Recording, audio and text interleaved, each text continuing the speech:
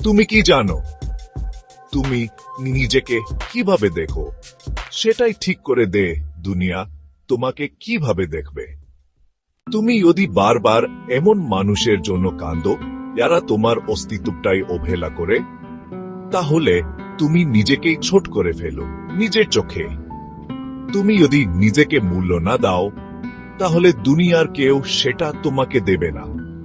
মানুষের অ্যাপ্রুভাল, ভালোবাসা, প্রশংসা এসবের পেছনে ছুটতে ছুটতে তুমি ভুলে গেছো তুমি নিজেই একজন সম্পূর্ণ মানুষ।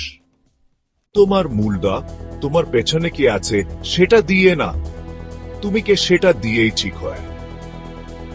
শোনো, তুমি হয়তো কষ্ট পেয়েছো, অবহেলা পেয়েছো, কিন্তু তার মানে এই নয় এ তুমি কম দামি হয়ে গেছো।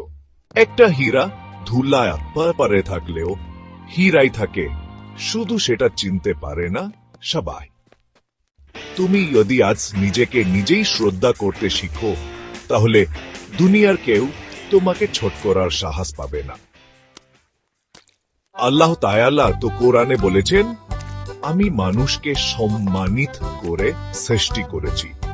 তাহলে তুমি নিজের সম্মান কেন নিজে নষ্ট করছো?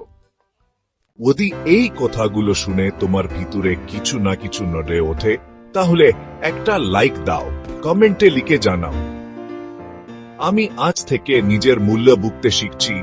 আর এমন জীবন বদলানো কন্টেন্ট পেতে চাইলে সাবস্ক্রাইব করো মানব চুম্বকে, কারণ সব দিয়েই মানুষ বদলা।